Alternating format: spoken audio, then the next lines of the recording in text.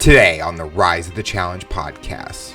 It's like, I don't know, once you walk out, I feel like it's just autopilot. It's definitely the core room, which is the room you collected before where they assign your lane and everyone's kind of like looking at each other and trying to play mind games and stuff. That's the kind of hard mental part you got to get through, or just at least be listening to your music, or trying to get in the right frame of mind for the race, or distracting yourself, whatever your style is. But I feel like once you walk out, they like announce the team or the name, whatever it is, and you kind of walk out and the camera's on you. That's kind of like the moment. And welcome to the Rise of the Challenge podcast. Joined today, he's an Olympic swimmer and designer. It's Calvyn Justus. How are you doing today, Calvyn? Cheers. Yeah, thanks for having me. I'm doing well. How are you? Doing good. We are so excited to have you on the show to talk about your rise to the challenge. What we like to do with all of our guests is go right to the beginning. Talk about where you're from and what you like doing growing up. Born and raised, sorry, I actually have a bit of a cold at the moment. Born and raised in South Africa. I was introduced to swimming at quite a young age. I was competing at 9 years old already. I was on the national team by 17. Olympian by 20, and then at 23 I moved out here to LA, and that's kind of where I've been since. With swimming, what was the fun part growing up in swimming that you enjoyed before getting really competitive? I kind of love being competitive, to be honest. I think that's what was fun. I think it's like when you run around as kids and you play tag, or you like throwing water balloons at each other, and it's like you kind of just want to, there's like that brotherhood and that competitiveness. That's always something that I just really loved, and I loved training with my friends and being in that environment of pushing each other and trying to be better. And at the end of the day, racing was just really fun when I was young, and I enjoyed winning. And it was just I understood the process of like understanding what it took to get better and how to build those steps into place. I feel like I understood that from a young age. So I kind of enjoyed having a goal and trying to progress at that. So honestly, that whole kind of element of training and everything, even from 9 years old, I was honestly enjoying it pretty young on. It's always interesting where sports really teaches you life skills or life attributes where you're able to take a concept and really excel at it, where swimming really taught you about finding who you were. With swimming, what was that stroke that you enjoyed doing that you kind of became specialized at? Yeah, I mean, you said that super perfectly, to be honest. Like swimming really does. And maybe it's in particular swimming compared to other sports, just because it's so linear, quite literally, where you just follow a black line on the bottom of the pool, and it can, obviously get pretty repetitive when you're doing that for, 6 hours a day sometimes. But that really teaches you so much, and you really learn to be introspective and look within and think about a lot of things. But yeah, I mean, it's just one of those things that like once you're in it and you understand that you can get better, and you see people do better. A big inspiration for me personally being in South Africa was in 2004. South Africa won the 4x100 freestyle relay and beat America. And that was like the first time I'd ever seen what an Olympic gold medal was, or like what that meant to a country, especially, and seeing the celebrations and how much that inspired people. And everyone was talking about swimming, and I was like just kind of getting good at it. But yeah, that just kind of like showed me like, okay, that's what you can become. And I kind of got obsessed with that, I guess. And that I just worked backwards from, and like built like a roadmap in my mind on like what I needed to do to get there. And then obviously when you join teams and you get older, the coaches are like a big part of that, and they'll like work it into your program and teach you how to see those goals and what it takes to get them, what kind of roadmaps you need to hit, or little milestones, like little teams leading up to the big teams. But yeah, just from a young age, it kind of really excited me to like become that. Do you remember that first competition or that first win that you had in swimming that kind of was like the start of an excitement or an exciting journey for you? Honestly, I don't really remember how, like when I started winning, but I definitely remember being 12 years old. This was like a big moment that that really kind of shaped what I was going to have to become like a good swimmer. When I was 12 years old, I was going for the national record for 12-year-olds. But the opportunity I had to swim that race was before the meet started. They like prepared a time trial for me, and I kind of had to swim in the middle of the pool by myself. And like, I don't know, like at 12 years old, looking back, that's like such a weird thing. Like the stadium was full, like everyone was there, but it was like right before the first race started. So it was like, that's kind of a lot of pressure. And I Yeah. was definitely nervous, and I was like, but the fact that I did it, and I missed the time by like a couple of splits. I ended up breaking it later in the meet in the actual race. So in a way, that was a cool opportunity they gave me to kind of warm up at it. But I don't know, just the fact that I came out on the other side, like I still got really close. I still kind of got it done in a way. I like stood up to the occasion, rise to the challenge. Yep. Uh, in that way, I don't know, looking back now, I can recognize it. In the moment, obviously, I had no idea. I was just kind of living moment by moment, and everything was kind of instinctual. You don't know what you're doing in those moments, but looking back now and retrospectively, I can identify that that was clearly a moment that defined that, when pressure was on, I would kind of want to rise up to it or want to do my best at least, regardless of how nervous I was, because I definitely was nervous, and I still get nervous every time I race or raced, but at the end of the day, if you just still put yourself there, you still just take that step regardless of how you feel. Good more times than not is going to happen. As you mentioned at that age, 12, you're really getting into that time where you're figuring out what do you want to do with your life? Like, who's that person you want to become? And you kind of find that identity. Do you feel that being an athlete, being a swimmer, that was really what only people knew you as Calvin's the swimmer? There was nothing else that they really could pick from that they knew about you. Definitely. It wasn't really until like I was maybe 16 that I started like developing other identities for myself or like curiosities or needs for exploration. But from 12, honestly, yeah, I was definitely just obsessed with being like becoming an Olympian. That was literally all I thought about. I mean, that's all I thought about until I became an Olympian. For like all those years leading up, you have to become obsessed with that. But at the same time, yeah, definitely from 16, I also started simultaneously having that obsession, also having like a huge uh want or curiosity to kind of explore the artistic world and the creative world and see what that looked like as a career one day, because I definitely had like an immediate pull to art, and that was a big part of my high school and my introduction to digital art in high school. um, I kind of had to put that all on pause eventually, obviously, when I became professional swimmer. But coming back to that now, it's almost like a full circle. So Yep. yeah, it's that other part of me that people could identify me as outside of a swimmer only really came from 16. Definitely at 12, I was the swimmer. Yeah. With being an athlete, were you able to kind of balance personal and professional? As when we're talking about being an athlete, you're training long hours, prepping for those meets. But did you get to be a teenager? Did you get to be a kid and kind of enjoy that side also? Um, Honestly, not really. No. I don't think I mean, I got the way I always look at it, right? Like the one thing I really wanted to do, I like really did want to go to college and have that whole like experience. And I was like super obsessed growing up with American colleges. Like I knew all the mascots and the good swim teams, and like that was something I was really excited about.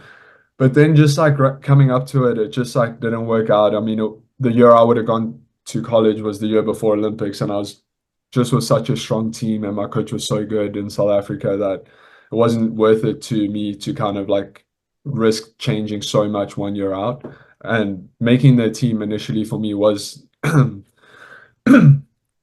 making the team initially for me wasn't necessarily a given. Like I was kind of I mean, I came from like sixth, being ranked sixth in the 100 to winning it and becoming the national champion, which got me on the relay team. So, like, yeah, it wasn't like written in stone for me necessarily. So already I was like kind of up against that risk, and just didn't want to change anything last minute.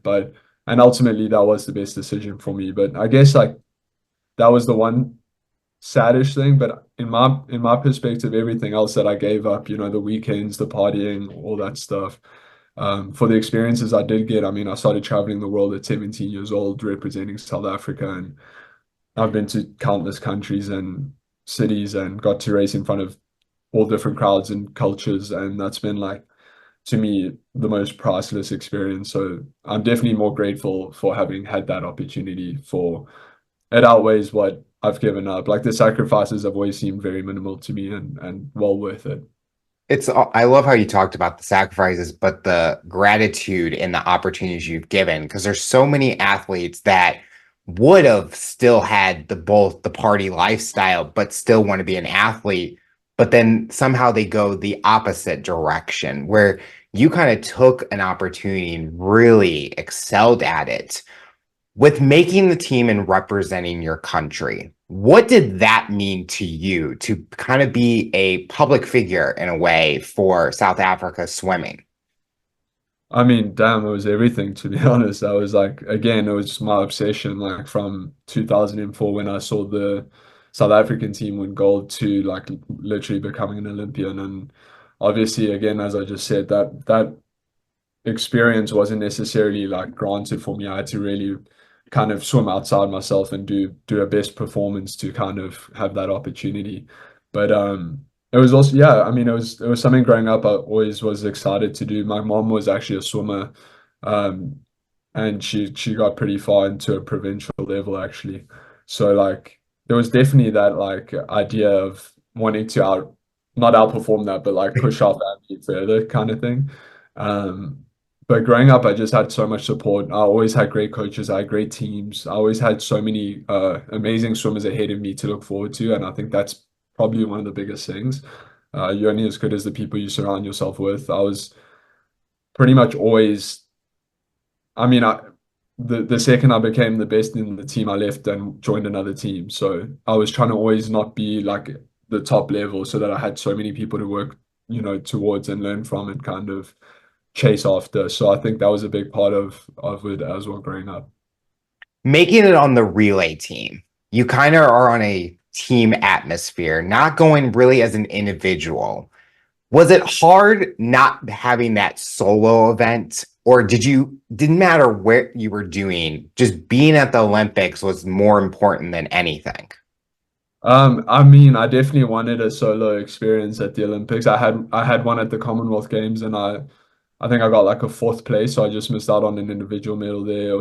I can't remember exactly what that result was, but I did a best time, and so it's cool knowing I can perform both because definitely relays. Every time I'm in a big relay, I swim my best time too. Like that's my favorite thing is swimming with the team. Is the atmosphere from that. I came from a boys' high school, which was we were like the swimming school in the Mhm. whole country. Like all the best swimmers would get recruited to the school from a super young age. So we were undefeated from like the first day we swam till the last day we swam there. And we would have these like experiences where the whole school would kind of come to the swimming pool and the stands would be filled and there'd be like chants and like war cries, which I don't know if that's a thing in America, but in South Africa, the schools have like war chants and will like shout during the swimming and it's like deafening and just like a really crazy experience. And those relays were always just like some of the craziest memories I've ever had. Just the camaraderie and the like team energy, just everyone losing their minds, jumping in the pool with their school uniforms on. So relays definitely like kind of I can feel that still, even being older and being on the national team with the older guys when I've always been the youngest. Um, they're like some of my teammates were three-time Olympians, so and gold medalists and world record holders. So, getting to swim with them and everyone hyping each other up really was awesome. I mean, in 2018, we got the bronze medal at the Commonwealth Games in the Gold Coast in Australia. And that was just like so awesome sharing the podium with the team because it just kind of, it's awesome. I mean, I haven't had my individual podium, but I can't imagine like just I don't know, looking over and seeing someone that you've shared the pool with for years and someone that understands what it took and shared that pain with you and kind of won that race with you. It just kind of feels really different. And especially when it's like four of you, it's a really incredible experience. So relays for me have always definitely been my favorite. At the Olympics, you were in the 2016 Rio Games. Was that your first time ever going to Rio?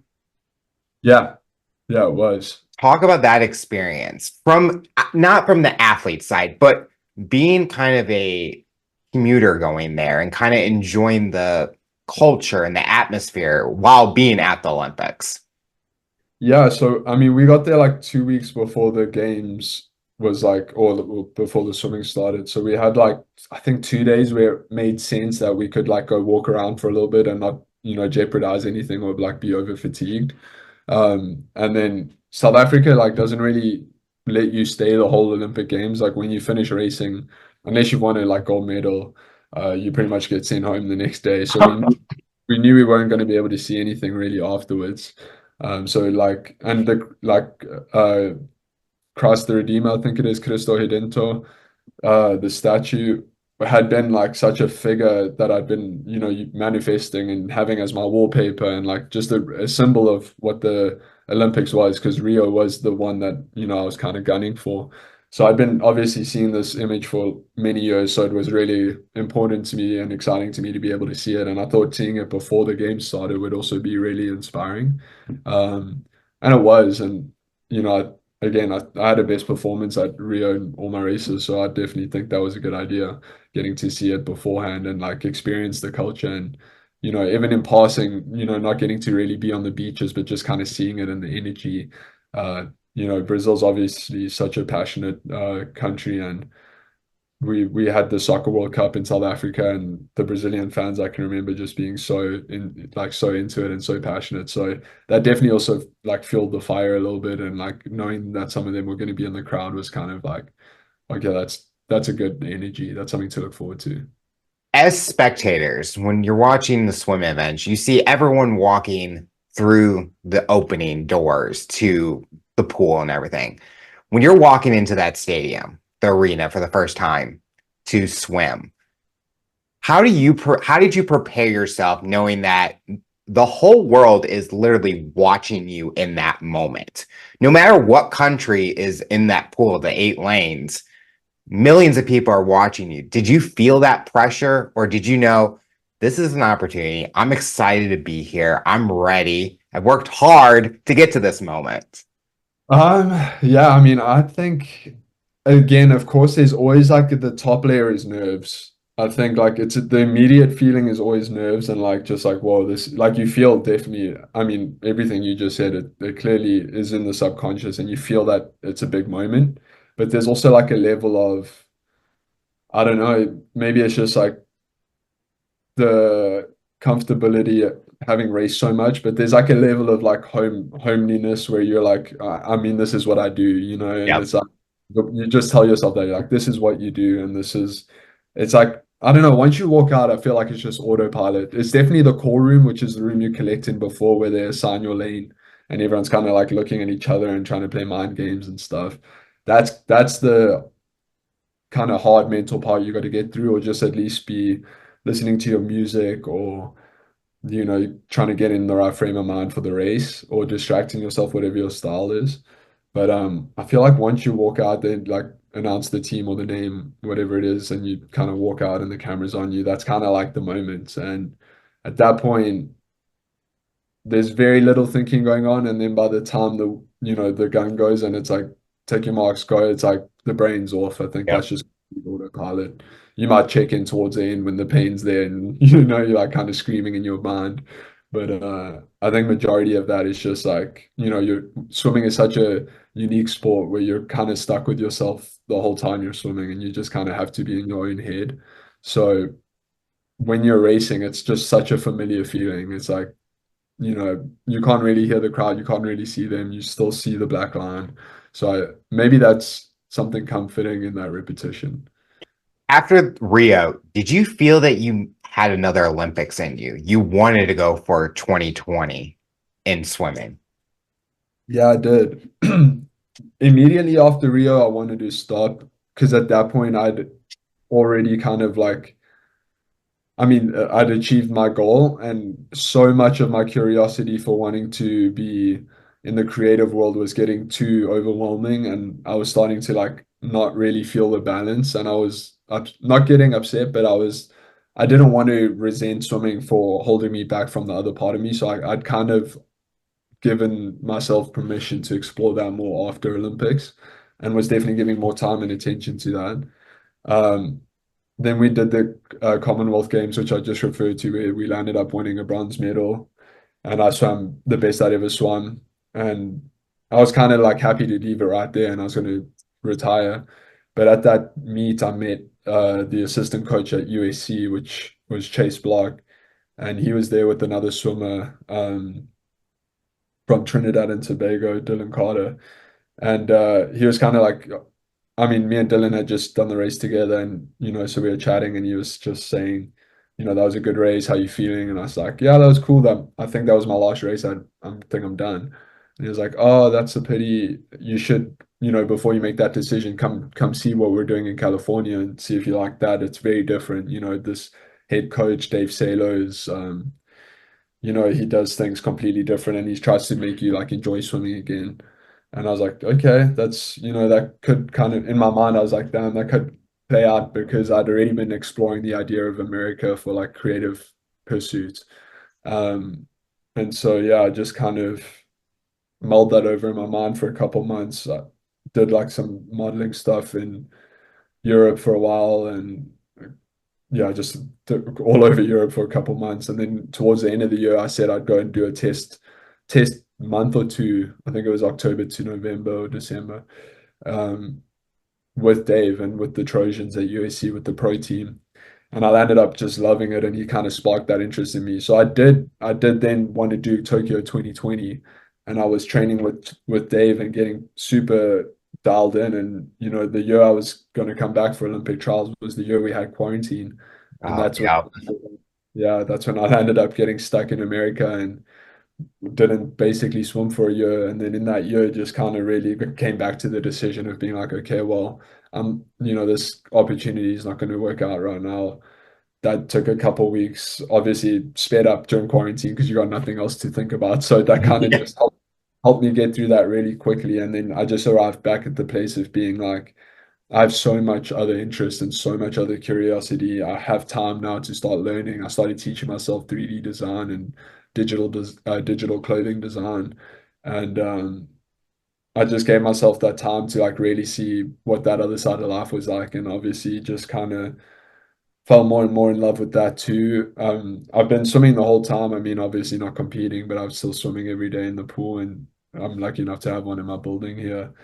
But yeah, just getting to design and see what that kind of life is like and what's unfolding with that. I've been having a lot of really cool opportunities over the past years with the design side of life, and in building my brand that I'm, you know, hopefully going to, hopefully that's going to be what I do for the rest of my life. That's kind of what I'm trying to have it be.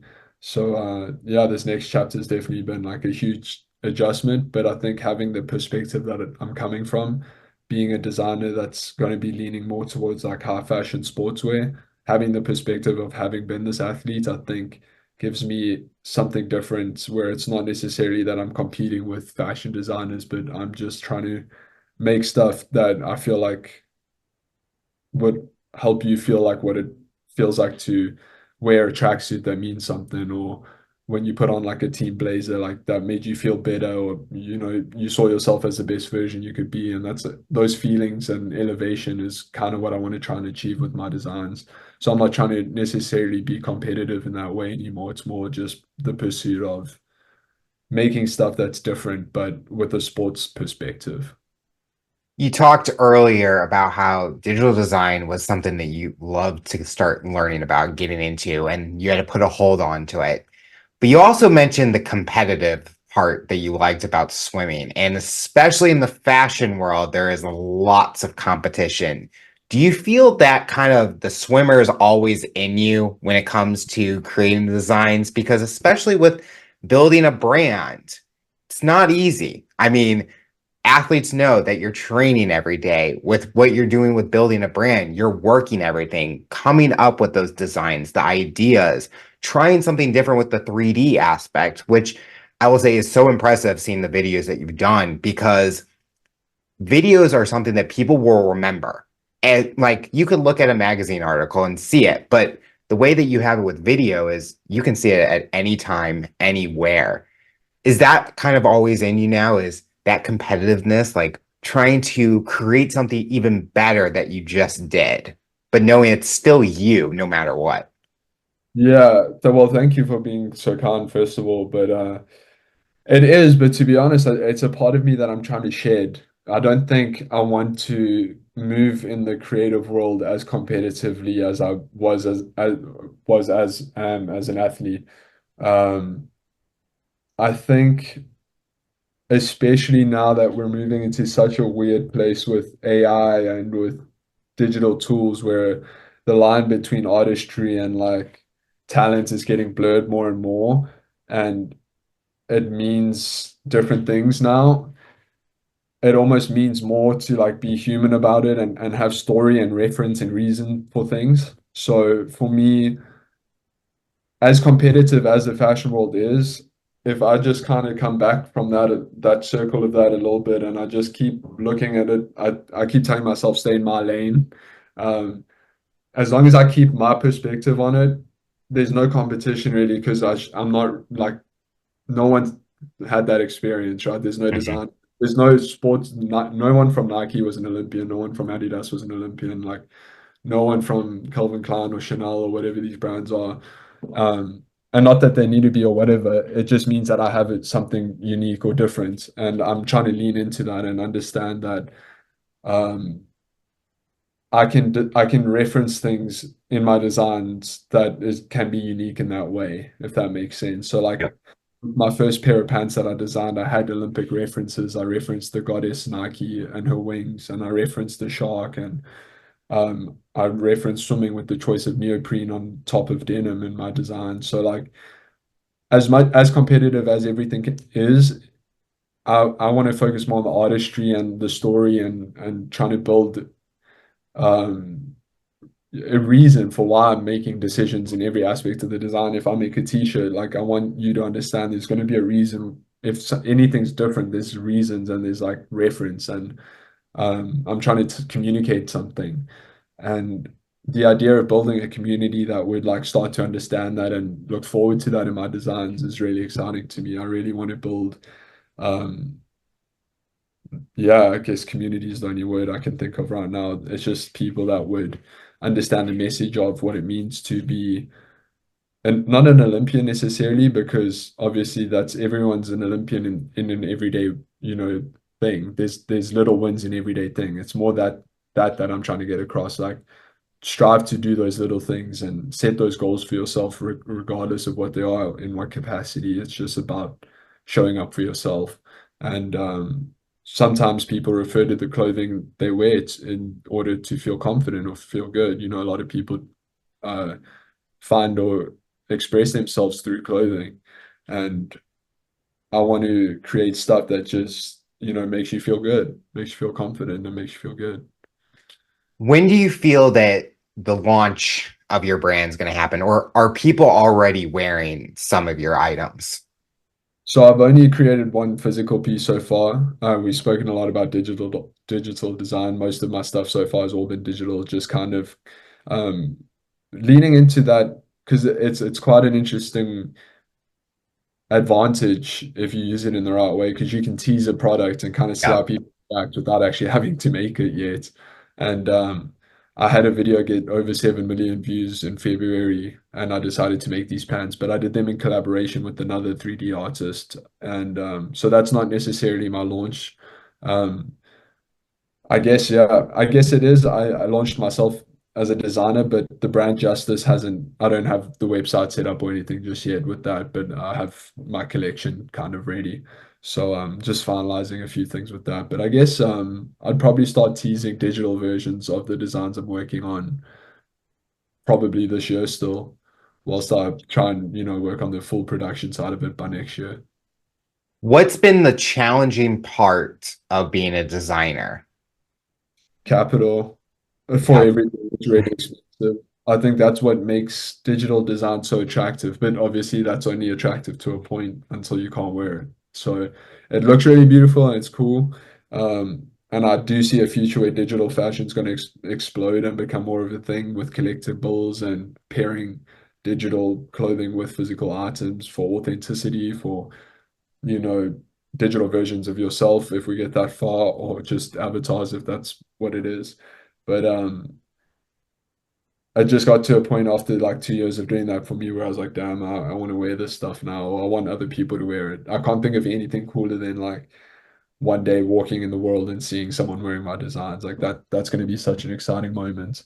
But I think obviously getting to that point takes a lot of money, and that's probably one of the biggest challenges for a lot of people. I mean, you got to do samples upon samples before products even like perfected, and then, you know, when you're a small person, like a small brand or small designer, you don't have the resources to order in bulk. So it becomes more expensive to order smaller quantities. So all these little things add up. But again, this is like every challenge you're going to face in everything. So it's just part of taking little steps and building upon the little wins you do get. You know, you sell out, eventually that's the goal. Then you would take that money, put it back in, and kind of just start again. And just it's a little by little growth, but at the end of the day, you look back a couple of years, you have a brand, and that's the, I mean, in my mind, that's the gold medal of this world. Think you sharing the each step that you're taking to creating this brand, I think a lot of listeners are going to kind of be inspired by it because I think they think that someone like a public figure or someone who has all these followers or someone that's been in the spotlight, you're an Olympian.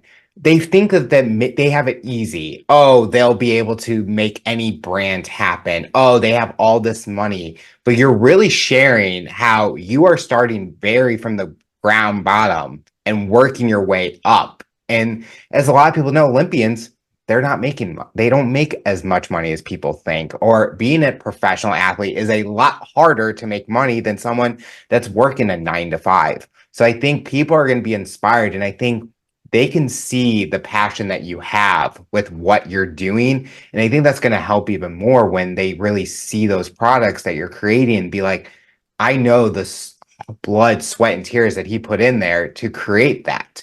So it's very honorable that you're sharing it because I think a lot of people are going to think, oh, what is he talking about? He probably has a bunch of people helping him doing it.